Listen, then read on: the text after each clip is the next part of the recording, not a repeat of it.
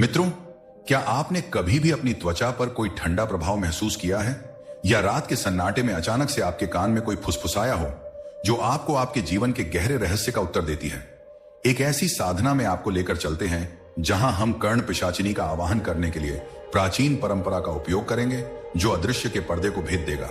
लेकिन इसमें तभी शामिल होगा जब आप में थोड़ा बहुत साहस हो। अंधेरे के केंद्र में जहां एक गहन अभ्यास मौजूद है, या ऐसा समझ लीजिए कि एक अंधेरे की शक्ति है जिसे आपको साधना से बुलाना है। वो न केवल आपको अतीत, वर्तमान और भविष्य तीनों की अंतर्दृष्टि प्रदान करेगी, बल्कि सांसारिक परेशानियों को पार करने का मार्ग भी प्रदान करेगी। यह कर्ण पिशाचिनी का क्षेत्र है, वो शक्ति जिसकी फुसफुसाना के भीतर लगभग अलौकिक शक्ति का उपयोग करने का रहस्य छिपा है। एक ऐसी साधना जो वास्तविकता की आपकी समझ को भी बदल सकती है। जैसे जैसे हम सदियों से मानव आत्मा को मोहित करने वाली रहस्यमय साधनाएं में उतरते गए हैं, हम खुद को अपनी भौतिक दुनिया और हमारी सामान्य धारणा से परे जो बीच के गहरे संबंध है, उसको समझते भी गए हैं। कर्ण पिशाच नहीं का आह्वान करने की प्रथा ज्ञान की एक स्थायी खोज का एक प्रमाण है। एक ऐसा मार्ग है जो अस्तित्व के छिपे हुए रहस्यों से पर्दा उठाता है। कर्ण पिशाचिनी के आह्वान के मूल में वैदिक और तांत्रिक दोनों परंपराएं हैं। यह प्राचीन अनुष्ठान प्रदान करना बहुत ही ज्यादा कठिन है, क्योंकि यहां पे क्यों और कैसे ये दो वाक्य आ जाते हैं।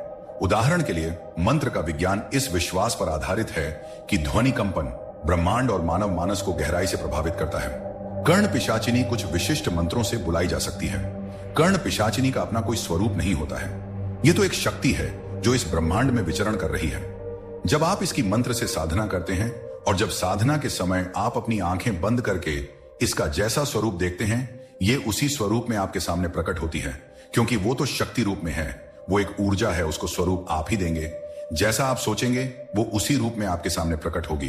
कर्ण पिशाचिनी को बुलाने के लिए व्यक्ति को स्वयं की शुद्धि करनी होती है, और जो साधना का स्थल है वो बड़ी ही सावधानी पूर्वक चुना जाता है। शुद्धि के तौर पर आपको उपवास, संयम और सांसारिक दुनिया के पाप कर्मों से दूर रहना है। इसीलिए एकांत बताया जाता है। कर्ण पिशाचिनी मंत्र जाप विशेष रूप से शाम के समय किया जाता है, क्योंकि वही एक समय है जो हम उस शक्ति से संपर्क बना सकते हैं। यहाँ पे ध्यान और जाप का जो सत्र होता है वो घंटों तक चल सकता है, जिसके लिए अभ्यासकर्ता की गहरी भक्ति और कितना वह उस मंत्रों पर विश्वास करता है उस पर निर्भर होता है। कर्ण पिशाचिनी को बुलाने की कई परंपराएं हैं। कई परंपराओं में कर्ण पिशाचिनी ज्ञान और शक्ति का स्रोत है। कर्ण पिशाचिनी को अक्सर ऐसे रूप में देखा जाता है कि वह बहुत भयानक है, लेकिन जैसा मैंने आपको बताया है, आप मंत्र जाप के समय जिस स्वरूप की कल्पना करेंगे, कर्ण पिशाचिनी आपके सामने उसी स्वरूप में आएगी।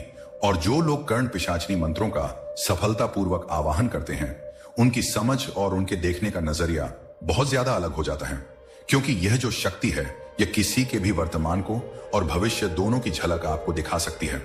लेकिन इसमें चिंता भी है, क्योंकि जब भी आप निम्न कोटि की कोई साधना करते हैं तो आप उन मंत्रों के साथ बहुत सी नकारात्मक शक्तियों को भी बुलाते हैं। इसीलिए आपको कम से कम रक्षा घेरा बनाना आना चाहिए। कर्ण पिशाचिनी का आह्वान करने के लिए बहुत सारे मंत्र हैं और बहुत सारे उपयोग हैं। सात्विक भी है, तामसी भी है। लेकिन जो मैं आज आपको बताऊंगा वो मंत्र अपने आप में बहुत शक्तिशाली है, क्योंकि इस मंत्र में क्रोध, भैरव और मां कामाख्या दोनों की शक्ति मौजूद है। यहां आपको कोई तामसी क्रिया नहीं करनी है। आपको जो मैं विधि बताऊंगा वह बहुत ही सरल है, और जो यह मंत्र है यह केवल कर्ण पिशाचिनी का आवाहन नहीं है, बल्कि जीवन की जटिलताओं से निमटूरी की स्वच्छता ही काफी नहीं। आपको एक पवित्र स्थान की भी खोज करनी होगी। आपको एक ऐसे स्थान की खोज करनी होगी जहां पर दुनिया की बीच की सीमाएं कमजोर हो जाती हैं। एक वो दुनिया जो वह अपनी आंखों से देख रहे हैं, और एक वो अलौकिक दुनिया जिसमें यह शक्तियां निवास करती हैं। अब ऐसे स्थान क्या है? ऐसा स्थान है शमशान घाट, चौराहे या कोई एकांत जंगल। घबराइए नहीं। अगर आप इन तीनों स्थानों में से किसी स्थान का चुनाव करते हैं तो बहुत अच्छा है। नहीं तो आप जो मैं प्रयोग बताऊंगा इसे आप अपने घर में किसी एकांत कमरे में करें, और जब तक यह साधना पूर्ण ना हो तब तक उस कमरे में किसी का भी प्रवेश नहीं होना चाहिए। तो आपको क्या करना है? चाहे आप शमशान घाट में करें, चौराहे में करें, या एकांत किसी जंगल में करें, या फिर आप अपने घर में करें, आपको सिर्फ एक दीपक जलाना है, एक नींबू बलिदान के लिए रख लेना है, और उसके बाद जो मैं आपको मंत्र बताऊंगा और जो विधि बताऊंगा वो आपको करनी है।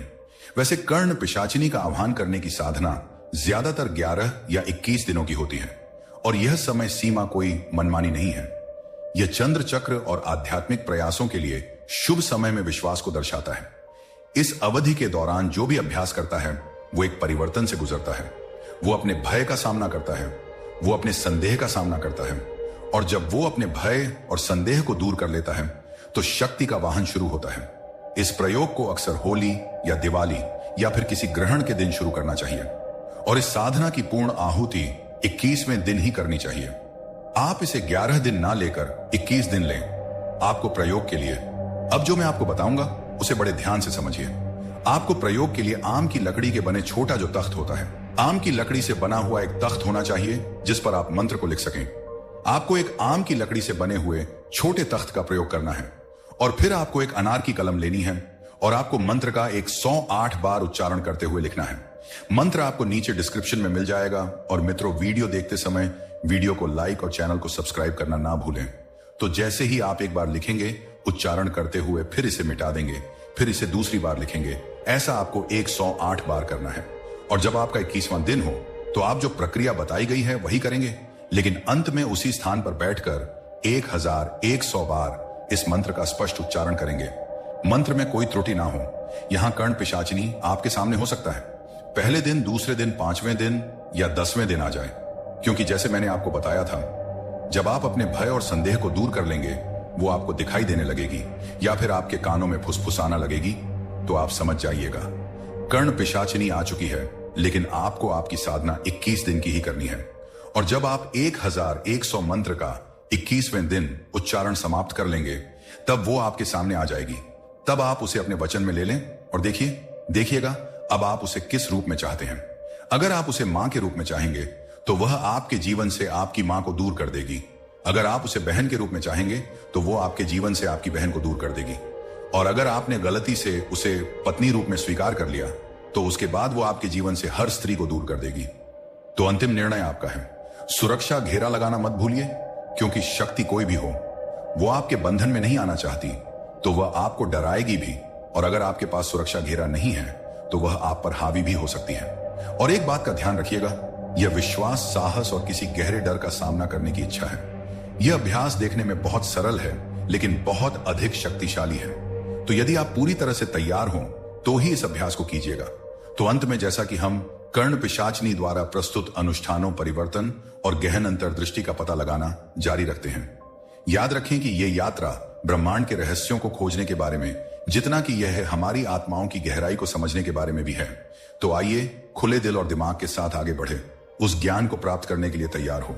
अगर आज का वीडियो आपको थोड़ा बहुत भी उपयोगी लगा हो तो लाइक, शेयर और सब्सक्राइब करना ना भूलें।